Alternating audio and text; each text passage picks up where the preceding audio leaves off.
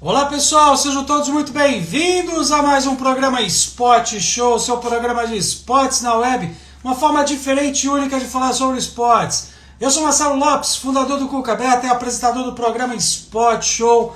Programa Spot Show que já está no ar há 3 anos, sim, senhores, 3 anos trazendo diferentes esportes olímpicos e paralímpicos com as pessoas que mexem na indústria do esporte, atletas, treinadores, dirigentes aqui, especialistas em diversas áreas, tudo para que a gente possa cada vez mais levar o esporte até você.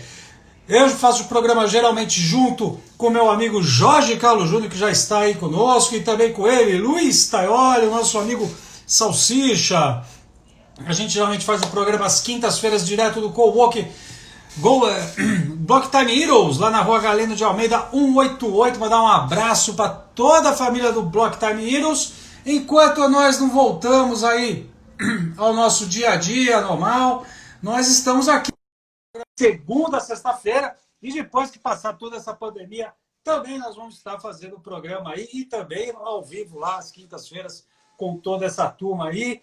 E hoje nós temos a alegria de dividir aqui tela, falando diretamente de Recife, de natação, no ABB, Recife, grande Edilson Porfírio. Para a gente o Porfírio aqui, galera. Seja bem-vindo, Porfírio.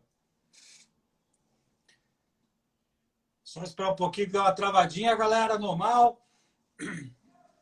Para a gente é uma grande satisfação a gente estar aí com o Porfírio aqui, dividindo a tela conosco. Daqui a pouquinho ele vai estar com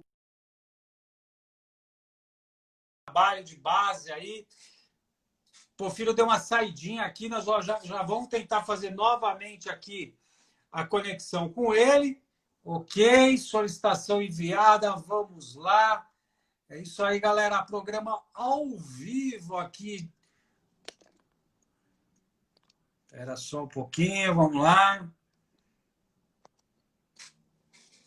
Mandando aqui a solicitação para o Porfírio e a gente já vai começar o nosso bate-papo aqui, já está carregando, agora sim. Grande Porfírio! Grande Marcelão, tudo bem? Tudo jóia, obrigado aí por você ceder um tempo para você bater um papo conosco aí, nesse nosso trabalho aí da gente tentar levar a natação para todos os cantos do Brasil e a gente ouvir as histórias desses grandes treinadores que fazem natação no nosso país, que tem dimensões continentais, né, Porfírio?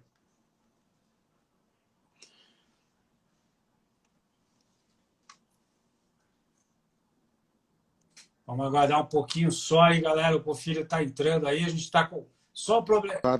Pronto, Opa, agora vamos embora, voltei, Porfírio. voltei. Vamos lá. Estava mudando aqui para o 4G que o Wi-Fi estava horrível. Primeiramente, Marcelo, obrigado pelo convite, né? Boa noite a todos aí, boa noite aos amigos que estão chegando, né? É um imenso prazer estar aqui podendo dividir esse momento aí de tanta importância para a nossa natação, né? A gente tem aí uma grande oportunidade de poder colocar a voz dos treinadores, a voz das pessoas que amam esse esporte, né, para falar um pouquinho do dia a dia e vamos lá. Estou à sua disposição aí. Isso Eu aí, vou ó. te... Fica à vontade aqui para você mandar beijos, abraços, de repente é um momento que a família pode encontrar aí o pessoal, né? E eu vou pedir um favor para todo mundo aí, principalmente você, treinador aí do Nordeste, que estiver entrando nessa live. Escreva aqui de onde você manda um direct para mim, que a nossa ideia do Cuca Beta é a gente entrevistar todos os treinadores de todos os estados do Brasil, tá? Não sei se nós vamos conseguir fazer isso até o final do ano, mas nós vamos tentar, para a gente poder fazer aí um raio-x da nossa natação brasileira. Então, você aí, segue o Cucabeta, @Cucabeta aí, manda uma mensagem para a gente, que a gente vai ter o maior prazer poder entrar em contato com você para você contar a natação aí do seu estado aí. Porfírio, 24 anos de borda de piscina, é isso, meu querido? Pois é, Marcelo, 24 anos aí de, graças a Deus, de muitas alegrias, né? Uma carreira construída com muito carinho pelos amigos que hoje fazem parte do meu dia a dia, né?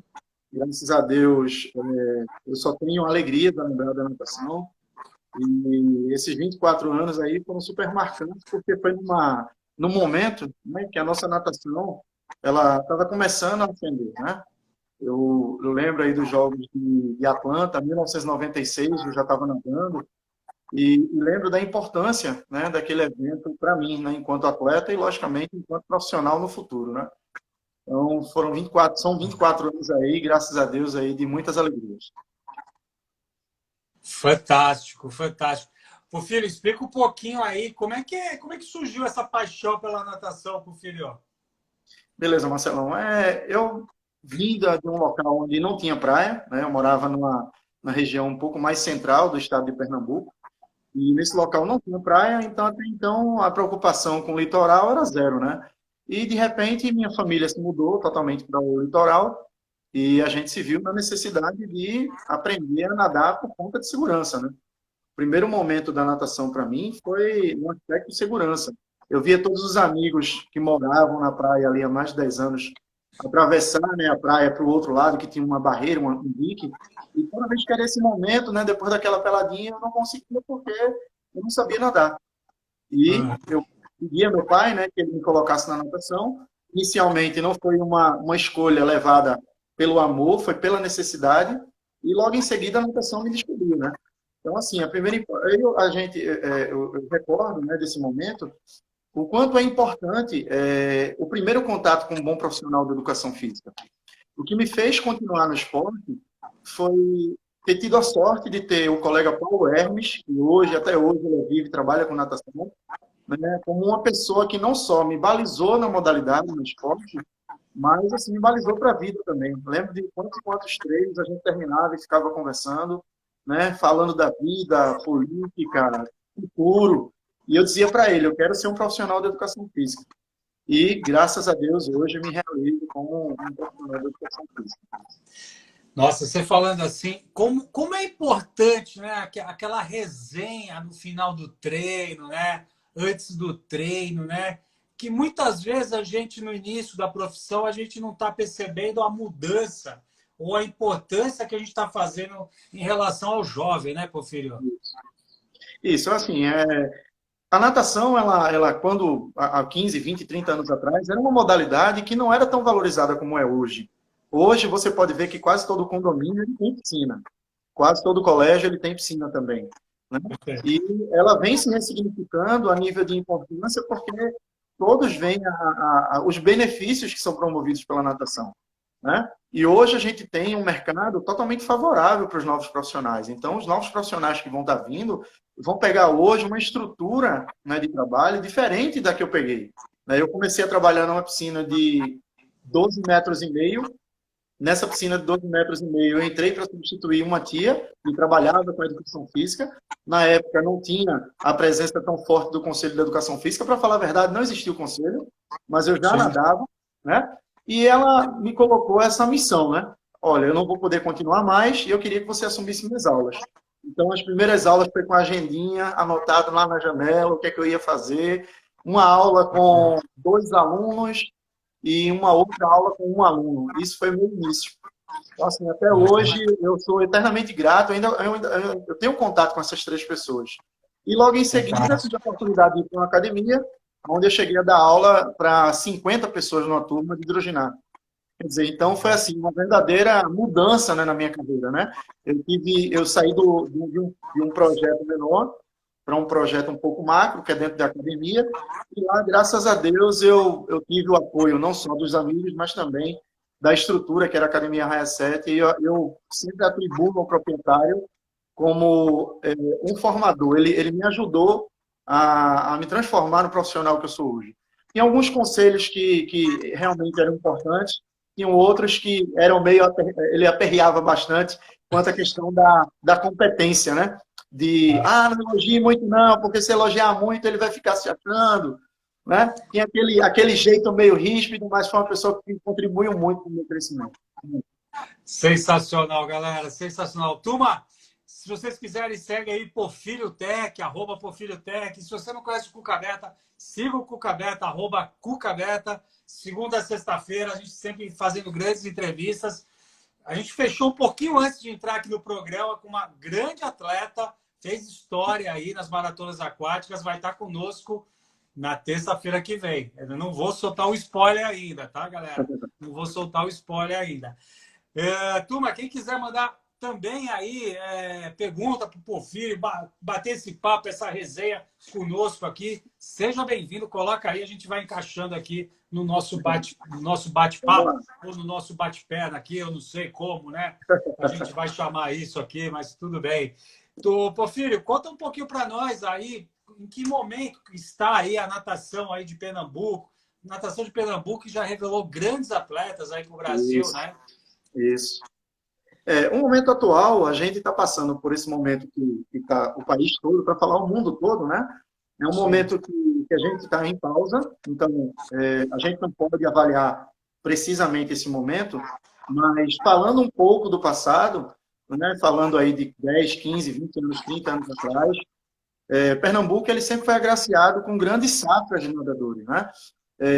Muito mais na natação feminina, né? Onde a gente teve a Adriana Salazar como grande destaque no início, logo em seguida a Joana Maranhão, e aí logo aí a geração de Joana veio Paula Baracho, entre outras nadadoras, principalmente a Etienne Medeiros, né? A nossa grande Etienne aí, que veio dessa progressão de safras.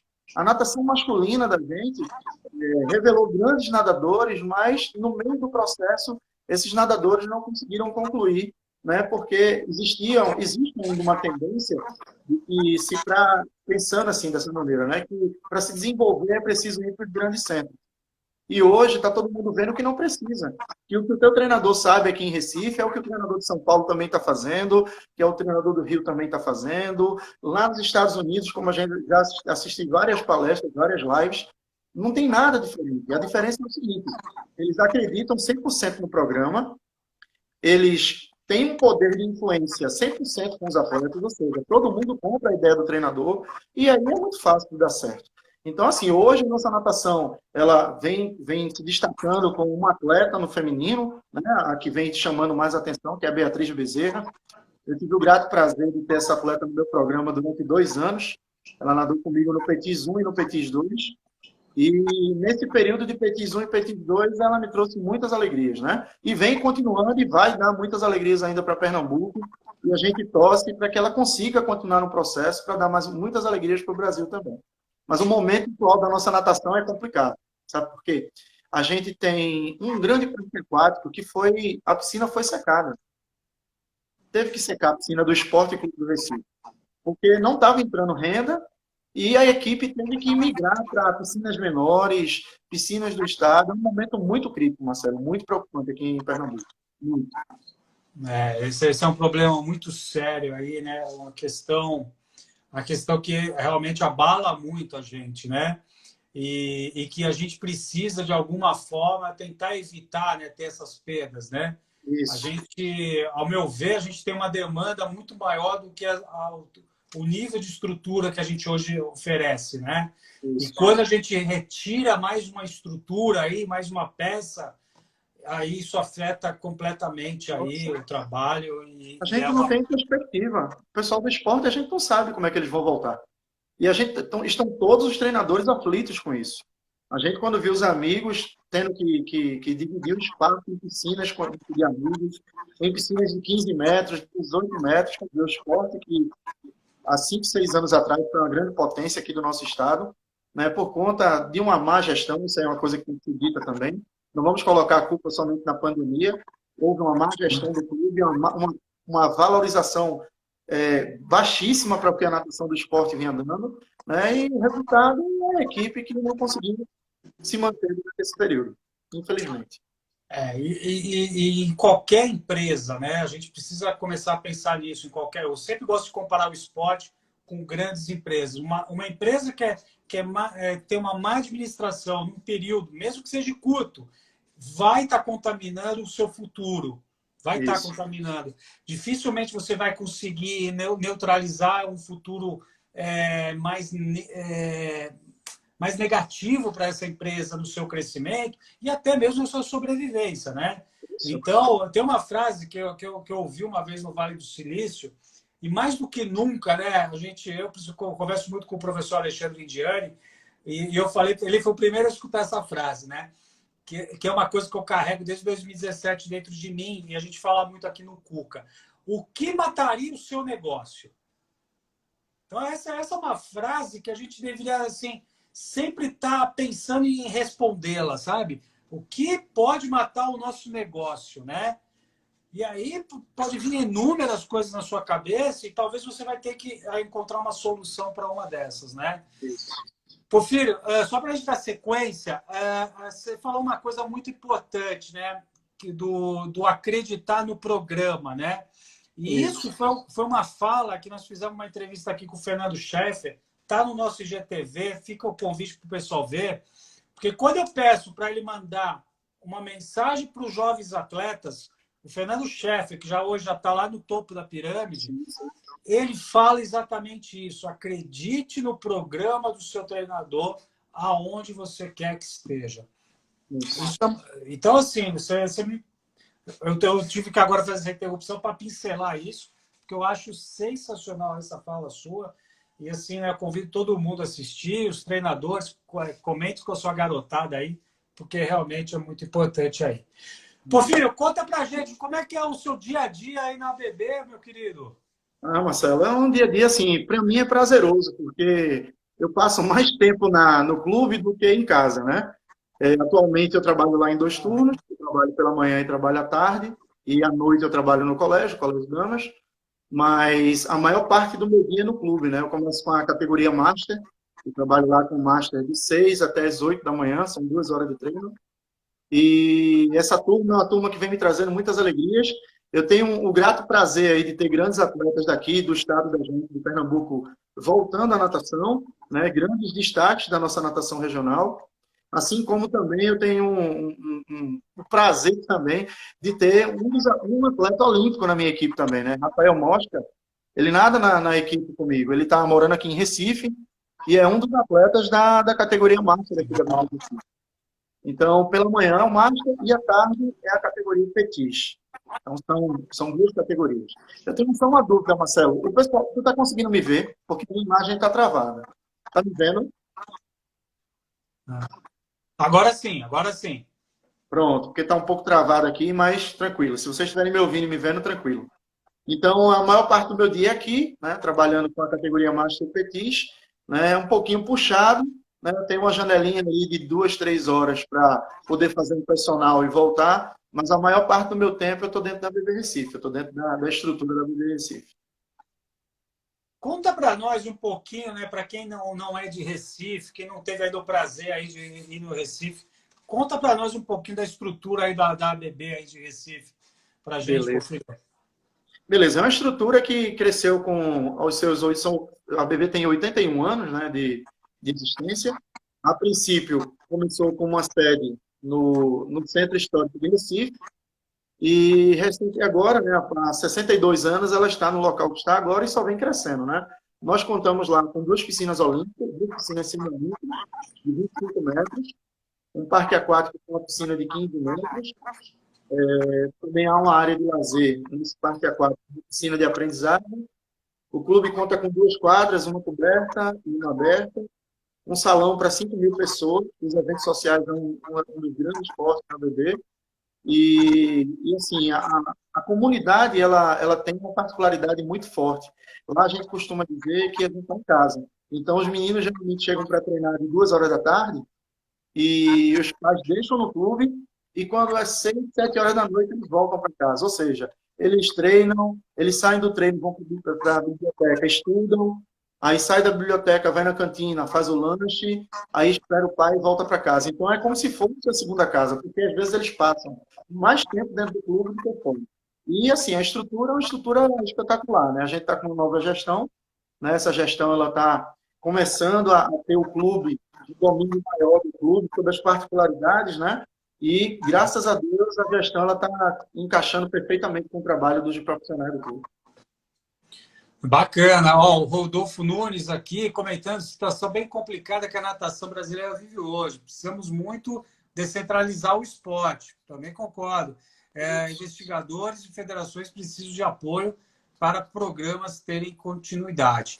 É muito importante isso. A gente precisa tentar fazer uma natação, né, fazer um esporte que seja autossustentável, né, para a gente não ficar dependendo de verbas públicas, né, de incentivos públicos, né, Quanto mais a gente puder não contar com isso, a gente não fica refém, né? E também de ter só apenas um apoiador, né? Uma empresa por trás, que a gente precisa diversificar mesmo, né? E ter uma política, né? Uma política aí realmente de cada vez mais a gente ir aumentando o número de pessoas. E para isso a gente precisa engajar cada vez mais. Cada criança que a gente ensina a nadar, ele é um potencial atleta. Isso Essa parte política aí que você falou é super interessante, Marcelo, porque o Brasil ele tem uma cultura de investir não em projetos de esporte, mas em políticas governamentais. Ou seja, o esporte está sempre ligado a um projeto de um candidato, ou um projeto de uma temporada de um candidato numa gestão de um estado, de uma prefeitura. E o foco do projeto, o projeto esportivo sempre está atrelado à parte política. Então, a gente nunca exercita o conhecimento da valorização do esporte na cultura. Então, a gente tem um país continental, a gente tem um país que tem imensa possibilidade de produzir vários talentos, e a política ela sobrevive à base do velho toma lá da cá. Ou seja, eu tenho voto, então eu te dou isso, depois que passar o período eleitoral, eu nem sei como é teu nome. Então não fica nada. A cada gestão eles passam e não fica nada. Qual é o legado que a Olimpíada teve no país? O que é que a Olimpíada deixou para o Brasil? Deixou uma vila mal construída, que agora está sendo organizada, deixou uma piscina semiolímpica, né, de grande porte, que teve que ser desmontada por falta de estrutura. Eu estive lá no Campeonato Brasileiro Estudantil. O velódromo está em pedaços, as outras arenas lá se acabando. Ou seja, a pergunta é: qual foi o objetivo desse projeto olímpico para o Brasil? A gente sabe bem qual foi, né? Muita gente, né? Não ficou nada. Qual foi o legado? Uma coisa assim, só para finalizar essa parte, eu lembro que a Inglaterra, nos Jogos de 2012, ela teve uma participação, foi Londres, né? E há 2 jogos atrás, ela tinha sido 10º lugar. Então, o país ele decidiu investir em política esportiva e conseguiu levar a Grã-Bretanha ao 4º lugar, né, nos jogos seguintes. Ou seja, isso é política do esporte. Né? Você fazer um projeto a longo prazo. Os projetos aqui é de 2 anos, enquanto está um governador, enquanto está um prefeito, e aí não vai nada para frente. Infelizmente, eu vou dividir aqui com a galera que está nos acompanhando só um detalhezinho dessa importância que o governo dá para o esporte.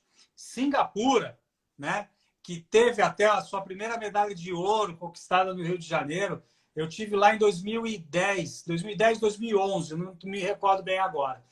Mas eu trouxe e falei, quando eu cheguei, a primeira palestra que eu dei de volta no lugar onde eu estava trabalhando na época, e eu voltei e dei uma palestra sobre o que eu tinha visto lá na Ásia, natação infantil da Ásia.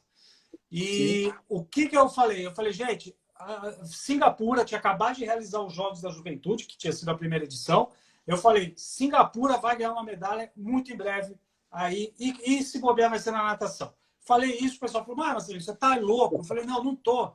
E aí eu peguei do meu bolso 2 notas do dinheiro de Singapura.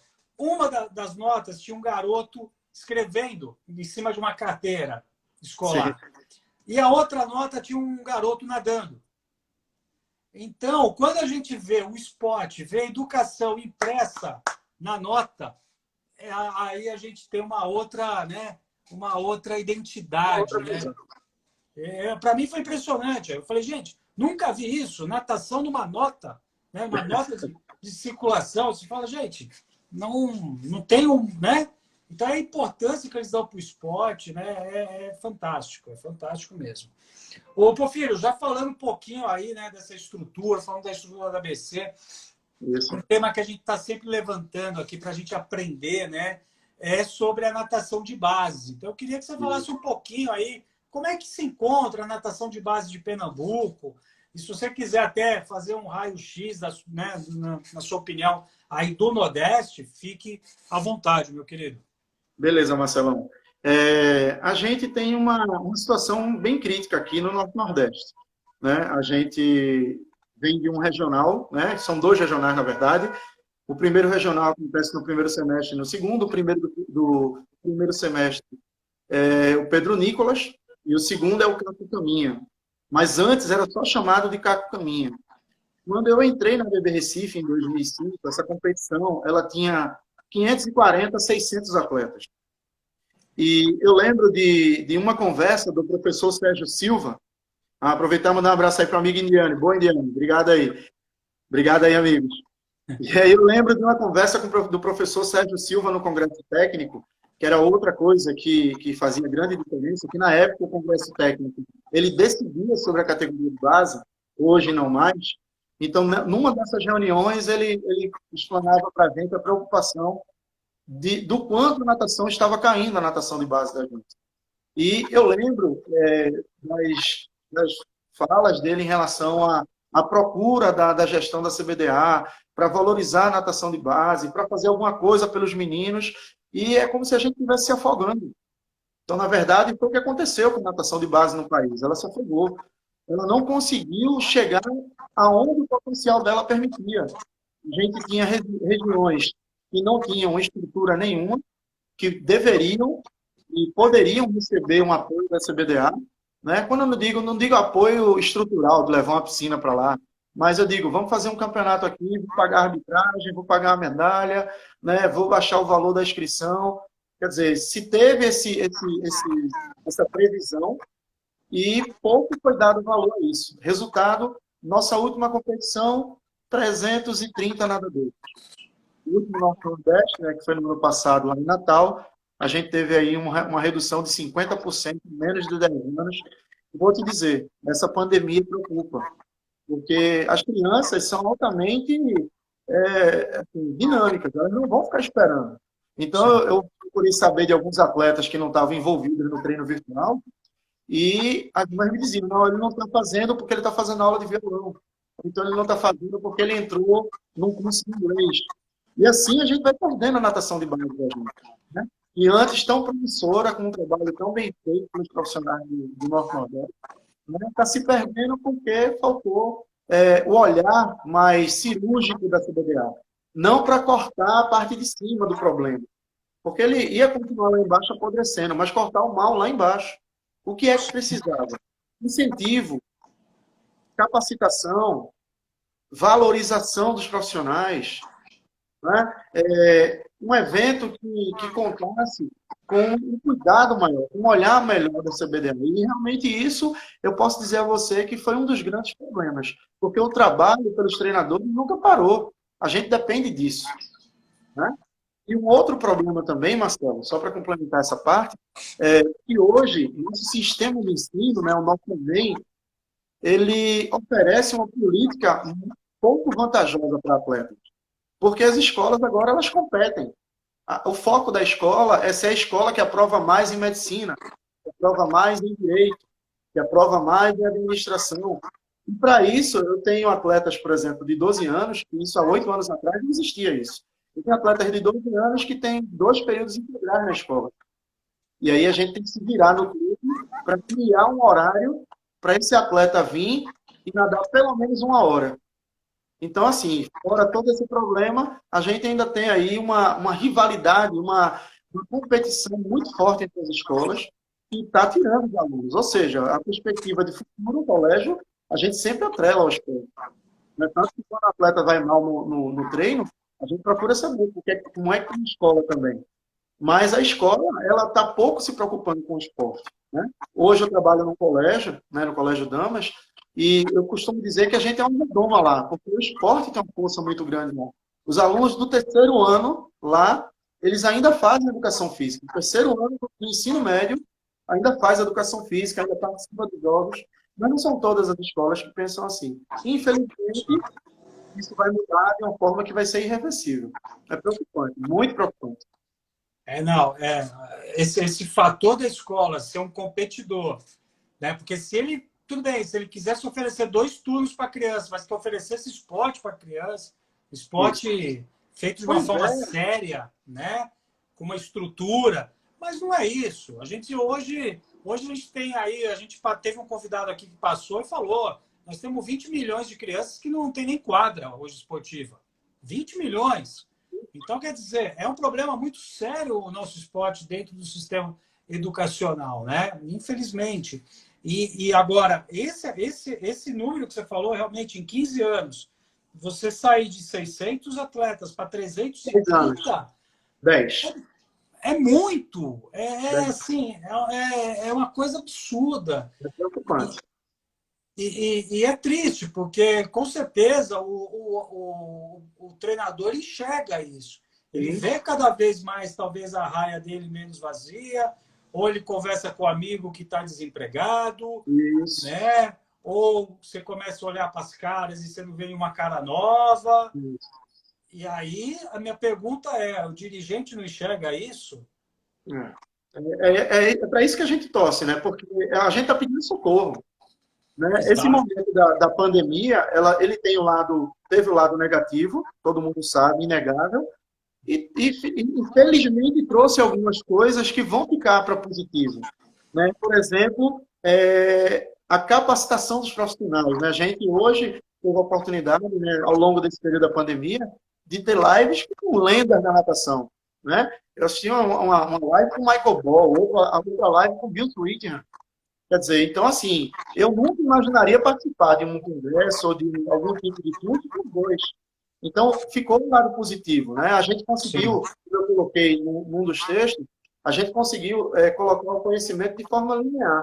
Ou seja, eu aqui na minha casa, você na sua, em São Paulo, a gente vai assistir uma mesma live com o Bill Sweetingham nos Estados Unidos ou na Inglaterra. Então, isso promoveu o crescimento da classe. Isso valorizou o profissional da educação física. Mas a gente ainda continua pedindo socorro. Ainda é uma classe pouco valorizada. Sim. E que a nossa classe continue investindo nos cursos online, nas palestras online. Quer dizer, aproveite esse movimento. Não vamos só ficar também agora atrelados somente a esse momento. E lembrar, né, que tem uma expressão muito forte que chama lifelong learning, né? Aprendizagem pela vida inteira, que o meio digital ele faz isso. Então, é que isso seja uma coisa. Algumas pessoas estão perguntando: vai acabar as lives do Cuca Beto? Falei: não, a gente já faz há 3 anos. Nós vamos continuar aqui. Estamos cada vez fazendo mais aqui. Talvez adaptar o horário, mas nós vamos continuar, porque o compartilhamento de informação, de conhecimento, ele precisa ser levado adiante, né? Tomara que os nossos dirigentes abram o olho, e a gente precisa ter um pensamento a longo prazo. E um pensamento que a gente precisa ser diferente, porque nós vivemos um momento de uma era de incertezas. Então, cada vez mais. Galera, eu estou com o Porfírio, Edilson Porfírio, treinador da Associação Atlética Banco do Brasil de Recife, aqui falando conosco. Você que é atleta, você que é treinador aí do Nordeste, manda uma mensagem para mim aí no @cucabeta, aí a gente vai ter o maior prazer de poder visitar todos os estados. E logo quando passar a pandemia, a gente tem um projeto aqui de ir visitar o Nordeste inteiro, não só na natação, porque o Nordeste ele é rico em vários sentidos e os esportes também não ficam atrás. Então, a gente tem que mostrar isso para todo mundo que ama o esporte, quem é a família do Cuca Beta. Isso aí.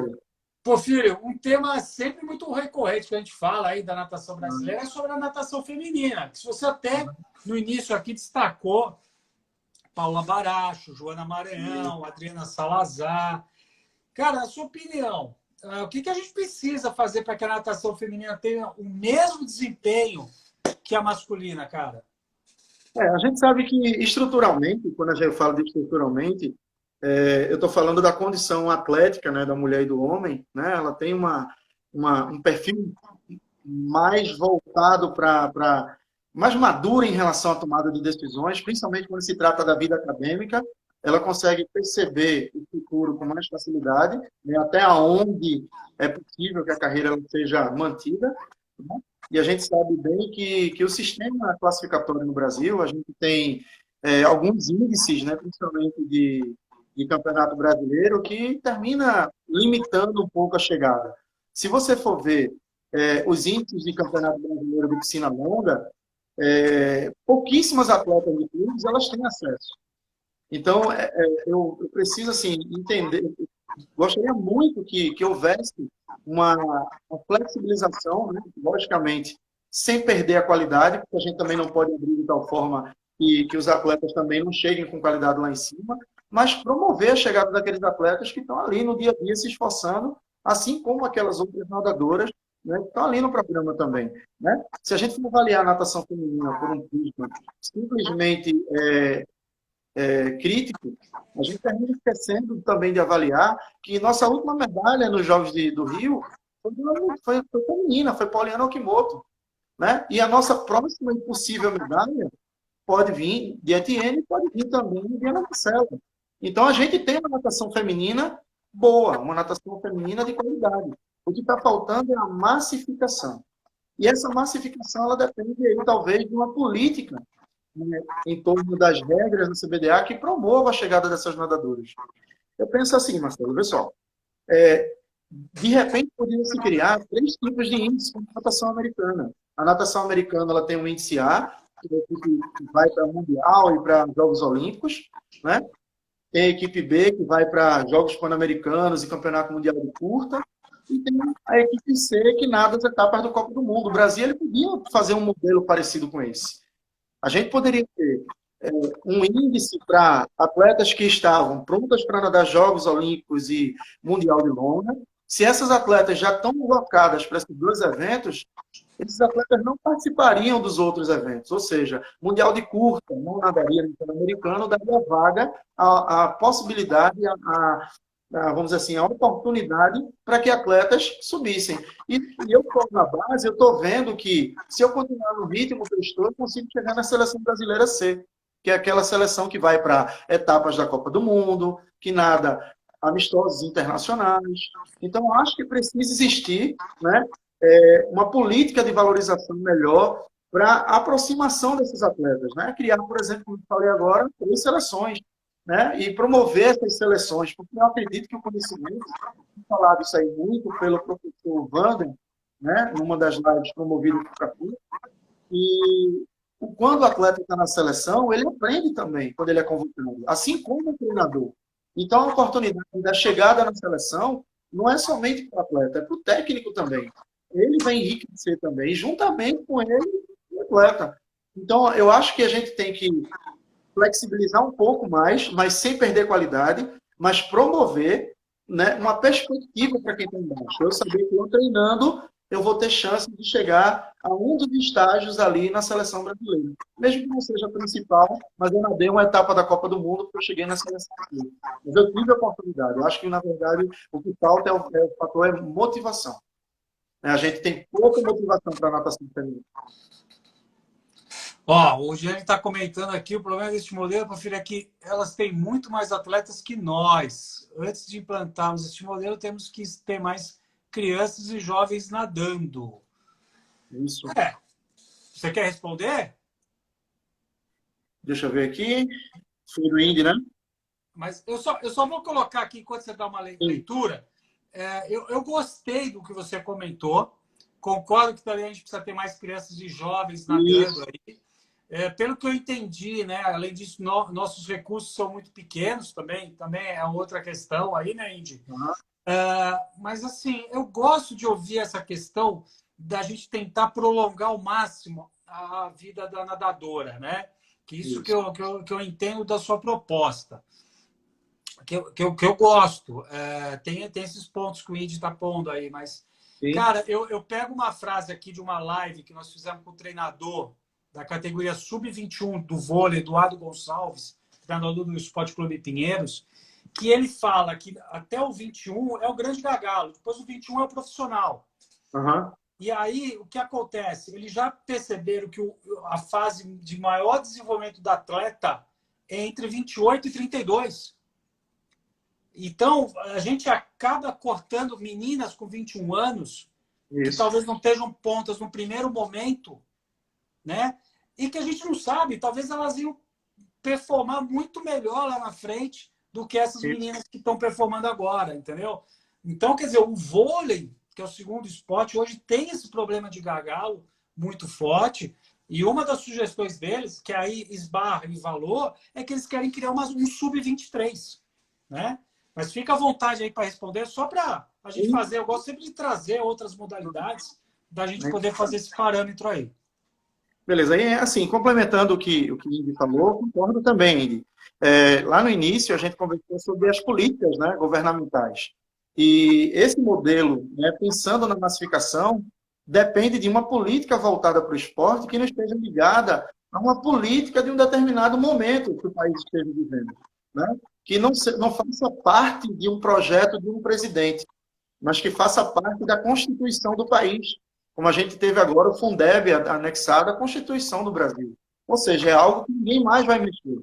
O esporte ele precisa de algo fixo, enraizado, que crie frutos, e lá na frente a gente colhe. Então, realmente, para que esse modelo ele dê certo, não é um modelo que pode ser inventado, né, daqui a 4 anos, como foi o nosso fracassado projeto olímpico, que se pensou para a Olimpíada do Rio em 4 anos, quando deveria ter se pensado em 10.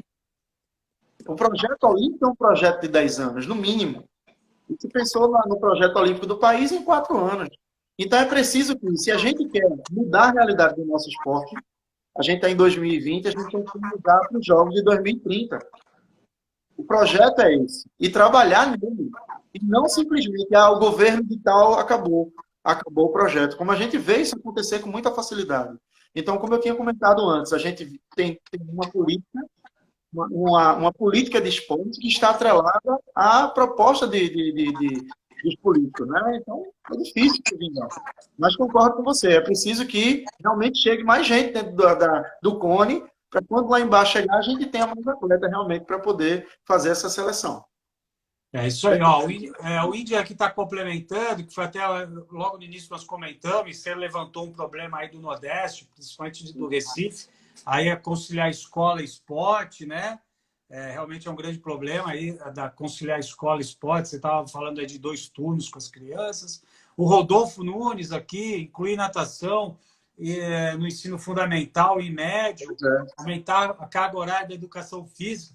Cara, isso seria um sonho para nós, mas acho que hoje eu vejo isso, infelizmente, tão longe, porque são novas modalidades, novas matérias, novas habilidades. Só que assim, né? Todas essas habilidades, os soft skills que as pessoas gostam de chamar, o esporte ele traduz isso muito bem, né? Para a criança e para o jovem, né? Trabalho em equipe, empatia, quer dizer, a gente só precisa entender as pessoas que fazem aí das escolas que o esporte ele é o grande espelho onde todas essas habilidades de profissões que vão existir ainda, ela já absorve. Quer dizer, hoje a gente é muito melhor a gente ter um cara, um ex-atleta em alguma linha de frente de alguma equipe do que alguma pessoa que nunca praticou esporte, né? Sem querer puxar aqui bandeira, mas a gente sabe disso. Como é que vai reagir aqui, ó? Denis Fausti, treinador de voleibol aqui conosco. Acabamos de falar do voleibol. A gente fala da base e entra o Indiane. Fala do vôlei, entra treinador de voleibol.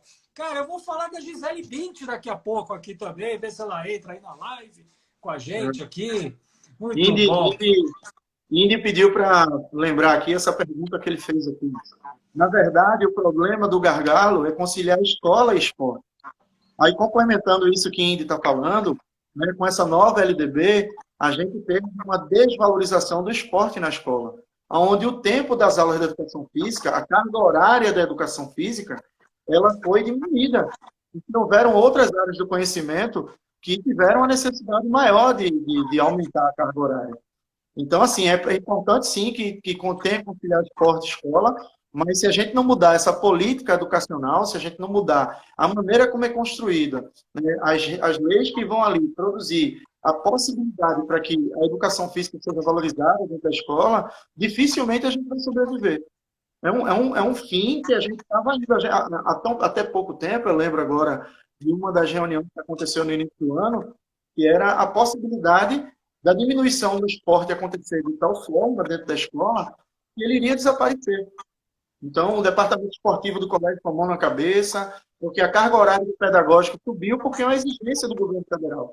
Então, a gente vê que não existe a preocupação. Então, realmente a gente precisa de alguém dentro do governo que brigue pelo esporte, que brigue pela massificação do esporte, que traga da escola os novos atletas do futuro.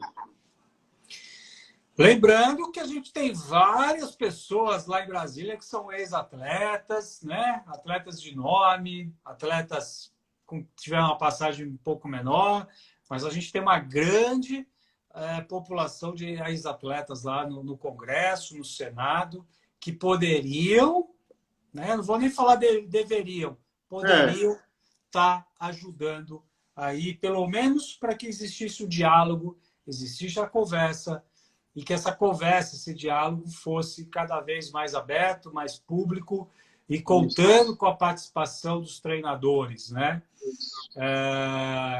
A gente tem, de vez em quando, hoje a gente vê muito aí comissão de atleta, eu Não acho que é funciona de importante. nada. Eu acho que é importante ter, mas eu que gostaria de ouvir mais comissão de treinadores, né? A gente, muitas vezes, nós treinadores, aí líderes de setor, a gente não tem a voz ativa, né? Não nos dão essa possibilidade, né? E precisa escutar mais, porque são nós que estamos enfrentando as dores lá na borda da piscina, nós que conversamos com as famílias, né? Isso. Então, Tem um projeto de Cafu, viu, Marcelo? Tem um projeto de Cafu e, assim, eu acredito que já está aí a 80%, que é a criação da Associação de Treinadores do Brasil. Então, esse é um projeto que já está andando e breve a gente vai ter algumas notícias em relação a isso. A gente vai ter uma associação Espera um pouquinho, de galera. valorização do profissional. Então, eu acho que dentro de pouco tempo aí você vai ouvir falar aí da Associação de Treinadores aí que está sendo defendida por Cafu. Legal. Eu torço muito que venha uma associação de treinadores, que venha qualquer coisa, entendeu? Eu estou falando qualquer coisa, não precisa. É a esperança da gente, né? O que eu gostaria mesmo é que a gente pudesse cada vez mais, né, Porfírio? Você está aí não sei quantos mil quilômetros aqui de distância, a gente está conversando e estamos triangulando com outras pessoas aí que trabalham em estados diferentes. O que eu gostaria que realmente é cada vez mais, né, esse bate-papo, essa conversa, ela se transformasse em ações, né, e essas ações a gente conseguisse, em médio, longo prazo, grandes resultados. Isso que é muito importante, né? Tem uma máxima lá no Vale do Silício que é uma ideia vale $1, uma ação vale milhões. Então, a gente precisa cada vez mais aí de constituir e ter cada vez mais voz ativa. Galera, papo sensacional. Estou falando aqui com o Porfírio, Edson Porfírio, treinador da ABB do Recife, aqui, galera, conosco. Programa Spot Show. Quem não conhece, @Cucabeta, de segunda a sexta-feira. Terça-feira que vem nós já temos uma convidada que vai ser muito legal das maratonas aquáticas. Vai ser um prazer a gente resgatar a história dessa pessoa aqui. Vai estar passando conosco aqui. Tem muita coisa boa ainda para a gente apresentar aí. Tá ok? Porfírio, os últimos dias eu estava vendo uma postagem sua que você destaca aí a importância do planejamento, né? E a gente tem aqui vários novos treinadores, professores que depois vão assistir essa live aqui. Então, eu queria que você falasse um pouquinho aí das dicas de planejamento. Parece uma coisa batida, mas é uma coisa tão importante nos dias de hoje, né, que a gente passa muitas vezes desapercebido. O planejamento é a alma do teu plano com teus atletas, né? Então, para quem está ouvindo aí, você tem que procurar focar no simples, né? No básico. Às vezes a gente vê grandes exemplos de grandes programas ou grandes lives e a gente vê grandes estruturas, grandes tabelas em Excel, né? Cheias de cores. E, na verdade, o que a gente precisa, às vezes, é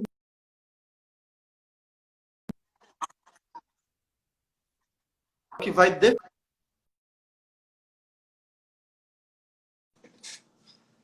Opa, galera, só esperando um pouquinho aqui que a gente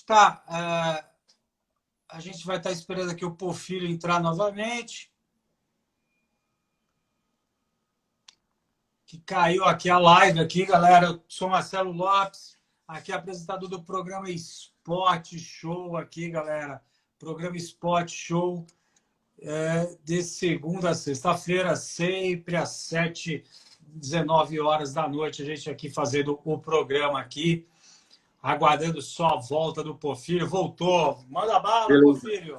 beleza. Então, só dando continuidade, né? O planejamento, ele tem que ser, eu costumo dizer que o bom planejamento é feito um bom prato brasileiro. O bom prato brasileiro é feijão com arroz, né? É o básico, né? Então, assim, você primeiro tem que saber o grupo que você tem na mão, para você saber que tipo de programa você vai poder usar, né? Porque o programa sempre vai ser um jogo, né, de ganho e perde. Ora você vai investir o que você tem de conhecimento e não vai recuperar tudo.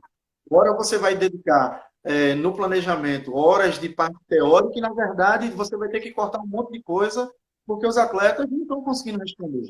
Então, o programa ele tem que ser simples, do meu ponto de vista, tem que ser um programa acessível, para que todos os atletas tenham a mesma possibilidade.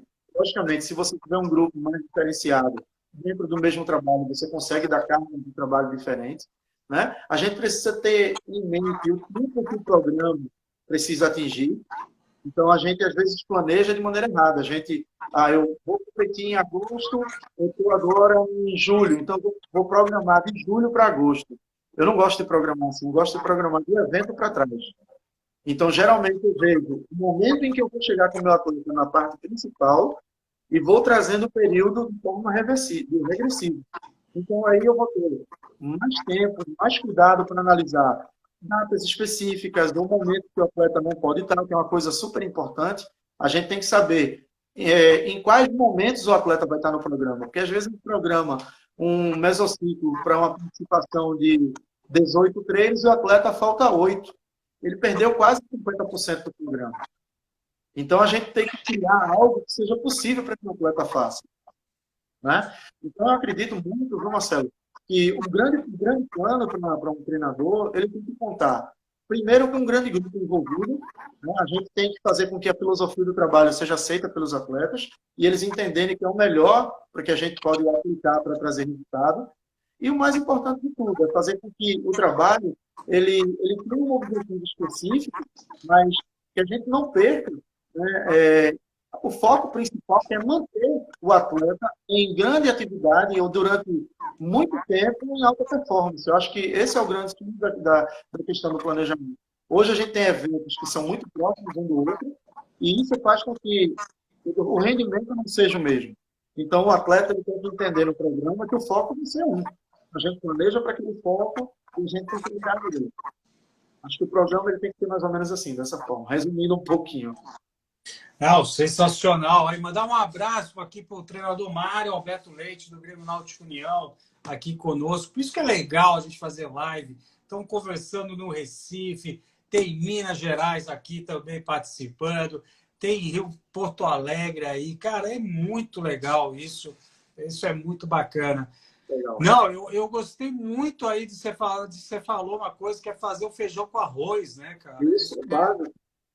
Isso é fundamental, né? Tem um cara, ele é CEO da Zappos, que ele fala, cara, você tem que fazer com o que você tem na mão. Não adianta você tentar imaginar fazer coisas que você não tem condição de fazer naquele momento, seja por reserva aí de dinheiro, seja por mão de obra. Quer dizer, você tem que fazer o seu planejamento, montar o seu negócio em cima do que você tem de condições, né? Sempre prevendo o melhor, mas dentro das condições, né? Então, cara, eu achei perfeito aí o que você falou aí, Porfírio. Porfírio, me fala uma coisa. Na sua opinião, como é que os treinadores podem ter um bom relacionamento com os pais de atletas, meu querido? Principalmente com os pais de atletas que fazem parte da natação de base, meu querido. É uma categoria que a gente tem que entender que os pais, eles são ansiosos nessa categoria, né? Eles têm expectativas, têm sonhos, assim como os atletas também, né? Eu, no início da minha carreira na BB Recife, eu tive um pouco de problemas com isso. E aí eu vou perguntar, qual foi o treinador da base que nunca teve problema com o pai?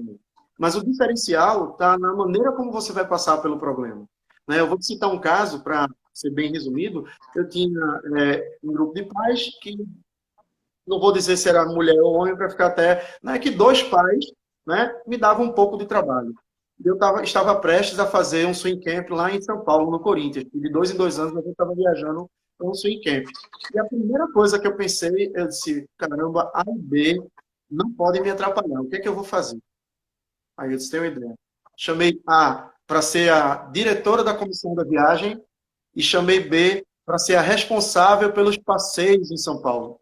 Eu dei para elas um cargo de confiança do treinador para que elas participassem do projeto também. Então, a primeira coisa que eu posso dizer para vocês é não fiquem distantes dos pais. Vocês têm que ficar perto dos pais. Né? A gente tem que mostrar segurança para eles. Mas não mostrar segurança você tentando agradar. Tentando mostrar que o teu trabalho ele ele está embasado. Que existe um projeto por trás dele. E fazer com que os pais eles abracem isso também. Então, aquela política o pai está aqui, eu nem dou boa noite para ele. Cara, isso não funciona. Não funciona. Chega, vai lá, ó. E aí, beleza? Tranquilo? Tamo junto. Mesmo que você saiba que algumas pessoas vão ter dificuldade, vão te dar dificuldade lá na frente. Né? Quantas e quantas vezes eu não terminei meu treino agora, nesse período que eu considero um período para mim especial, os pais chamando, Porfírio, vamos tomar um café? Porfírio, vem tomar uma cerveja com a gente. E em outros momentos, os pais não queriam nem falar comigo. E eu pensei, o problema não é eles. O problema sou eu. Sou eu que tenho que gerenciar isso. Então, os treinadores que estão tendo problema com os pais, antes de criticar, procurem ver se de repente o problema não é vocês. Tá? A gente tem que estar aberto para receber. A gente trabalha com pessoas, a gente trabalha no atendimento com pessoas. Então, a gente tem que fazer o papel da gente. A gente tem que tratar bem, receber e orientar. Tá joia? Não, sensacional essa questão da inclusão, né? Trazer para perto aí é muito bom.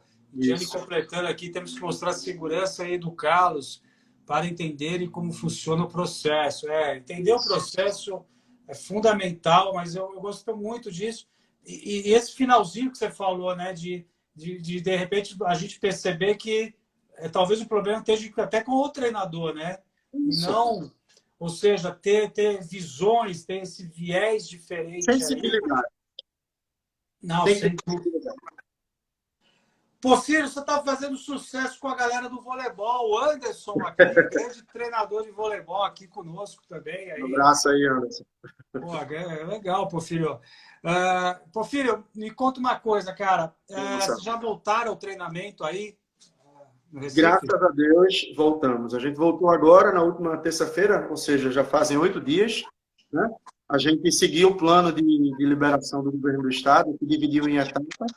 A nossa etapa estaria numa sexta e conseguimos convencer o governo do Estado que estávamos prontos para voltar na quarta. Então, voltamos na quarta etapa. Né? Os clubes, cada um no seu clube, tentando trazer de volta os atletas, que posso te dizer que o grande prejuízo ficou na segurança. Os atletas não se sentem seguros para retornar. Então, a gente está tendo um pouco de dificuldade, mas os atletas estão voltando. Então, todo mundo seguindo os protocolos elaborados pelo clube, os protocolos elaborados no acesso do Parque Aquático, e graças a Deus está dando tudo certo. A gente está indo de maneira progressiva muito bem. Bacana. Um abraço aí, pessoal da Beto Burger. Um abração aí, pessoal. Rapaz. Grandes amigos aí. Então, quando eu for no Recife, a gente vai dar uma passada Não, aí no... Você tem que ir. No Beto Burger. No Beto Burger, com certeza, meu querido. Com certeza. Melhor hambúrguer artesanal daqui de Olinda. Opa, com certeza iremos visitar. Porfírio, muito obrigado, cara. Foi sensacional. Adorei. Eu que agradeço, Marcelo. Primeira vez que eu converso com você. Cara, uma humildade, assim, uma transparência sensacional. Eu queria... A gente tem 1 minuto e 20 aí para você mandar um abraço para a galera, uma saudação final para todo mundo. Eu queria mandar um abraço para os amigos aqui de Recife, os amigos que passaram, né, os amigos que ainda estão presentes aí, Diane, Antônio, Nilda, Beto Burger, Thalita, Gigi, minha atleta, meu amigo Passarinho, minha irmã, meu grande amigo Alexandre Tavares, entre outros aí, né, Tassiana também, Alex Indiana, e a todos aí, obrigado pela participação. Marcelo, obrigado pelo convite. Né, e na próxima vez, aí, que precisar, pode contar comigo, tá bom? Vamos torcer para que isso passe logo. Pô, se Deus quiser, nós vamos estar em breve aí, assim que passar tudo isso aí. Eu vou pedir aqui, ó, o Chau Reis aqui, que está pedindo os protocolos. Falta 38 segundos. Entra lá no @PorfírioTech, troca uma ideia. O Porfírio vai ter o maior prazer em poder estar trocando com você aí. É muito importante a gente trocar esses momentos aí. Porfírio, com certeza aí nós vamos estar se encontrando aí em breve. Muito obrigado a todo mundo aí que nos acompanhou, que teve essa paciência e audiência aí nessa noite. Valeu, aí, Marcelão. aguentar a gente. Muito Segue o obrigado. Cuca. Sempre Cuca aberta. Vamos sempre de Segue o Cuca Cuca. aberta aí. Galera, arroba Cuca aberta, arroba Porfírio Tech. Até amanhã às 19 horas com mais uma grande live, pessoal. Tchau, tchau.